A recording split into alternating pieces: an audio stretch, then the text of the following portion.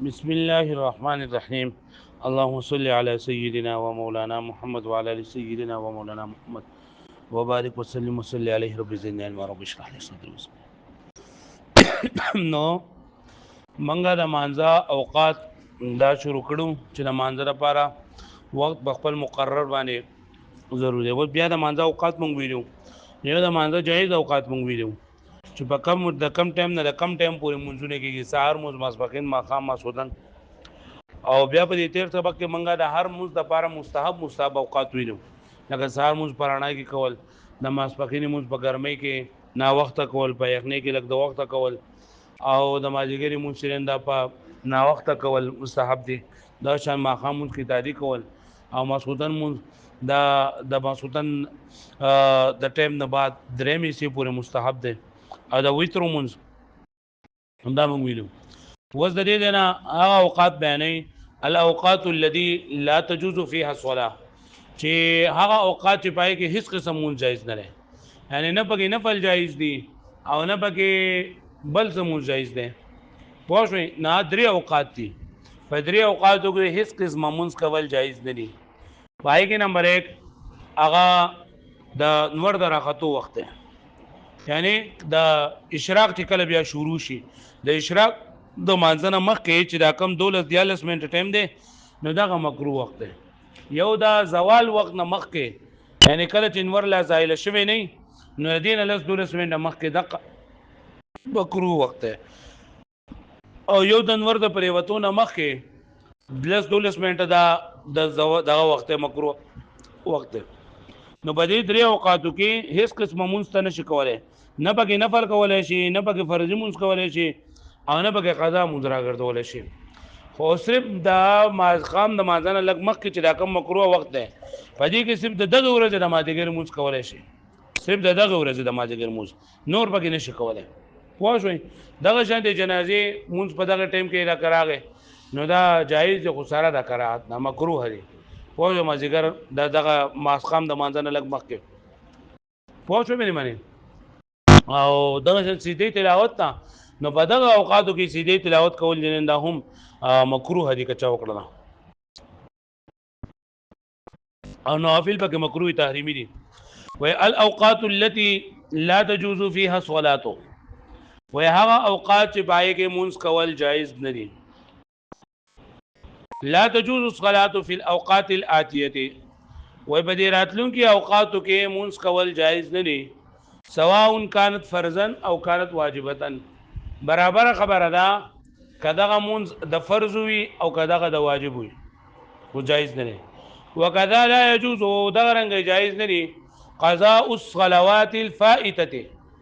د فوت شوي منځونو قضا راګرځول،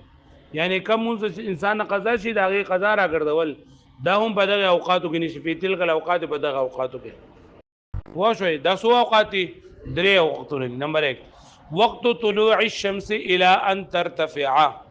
د انور د راختلو وخت تر دې پورې چې د انور ښه اوچت شي، یعنی یو نیټې پورې شي. نمبر 2 وقت استواء الشمس، وقت د برابرۍ د انور چې کله د زوال ټایم نه مخکې کنه،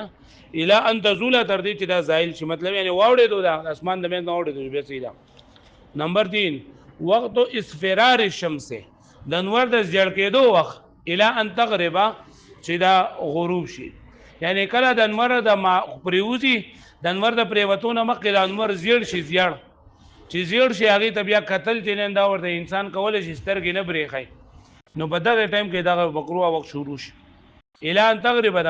د غروب پورې، یعنی چې انور د پریوتو پورې. ويستثنى من ذلك عصر ذلك اليوم، او مستثنا دي د دغه نه د دغه ورځې د مازدیګر مونځ، یعنی د دغه ورځې د مازدیګر مونځ دا ته کولی شي په دغه ټایم کې.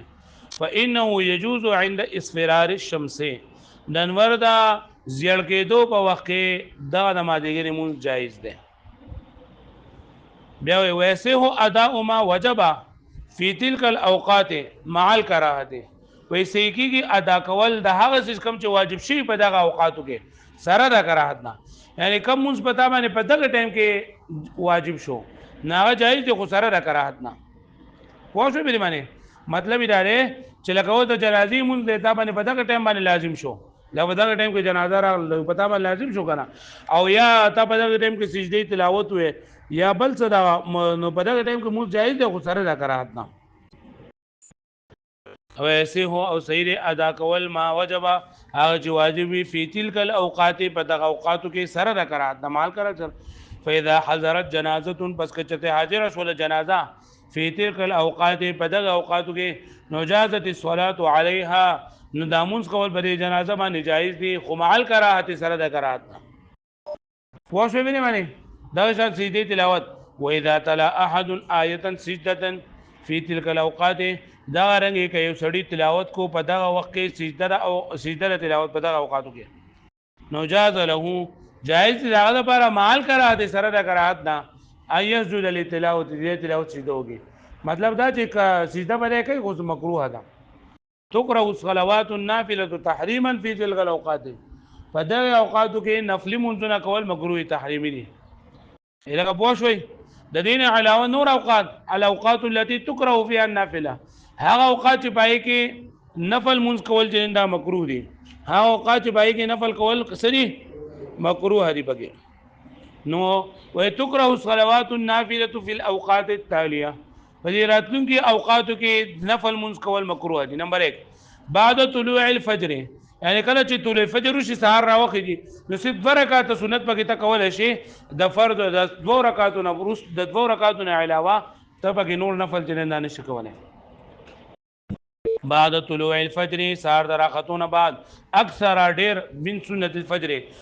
د فجر د سنتونو علاوه نور رکعاتونه نشي کولای وې رکعاتان او سنت فجر هم 2 رکعات دي یعنی دغه 2 رکعاتونه علاوه نور نفل منځونه د بانګ او د اذان په ټیم د اذان او د منځ په پورې په دغه کې نشي کولای دغه رنګ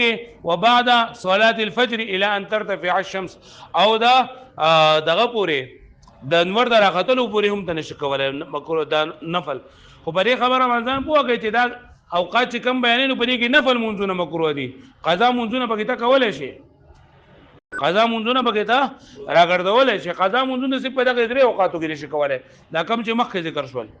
د اشراق نه مخکې د زوال نه مخکې او د غروب نه مخکې دغه لسته ټول رسمنټ چې دي نو پرې کې قضا هم نشي کولای نفل هم نشي کولای نور دا اوقات چې لکه سحر د مانځنه مخکې د 2 رکعات نه علاوه سحر مانځنه بعد ماجګر مانځنه بعد نو پرې کې ته نفل نشي کولای قضا منځونه په کولای شي پوه شو به معنی نو نمبر 2 ده بعد صلاه الفجر د سحر د راختونه بعد الى ان ترتفع الشمس تر دې پورې چې ور اوچت شي نمبر 3 بعد صلاه العصر د ماجګر د مانځنه بعد الى ان تغرب الشمس تر دې پورې چې ور غروب شي الګه پوه شوي نمبر 4 وای کله چې امام د خطبه لراوځي کنه نو دغه امام چې خطبه یو بیان کوي نو بیان په ټایم کې ته کولای شي کله خطبه چې کله ورته اذان وایي بیا ودرېږي نو دغه خطبه په ټایم کې تم نفل نشي کولای عندما يخرج الخطيب فكم وقت راوځي خطيب يوم الجمعه د جمعې په باندې لخطبه صلاه الجمعه د پاره د جمعې د مانځه د خطبه حتى يفرغ من الفرض د دې پورې چې فارغ شي د فرضونه لکه پوه شو مې باندې پوره ده پاسو وایي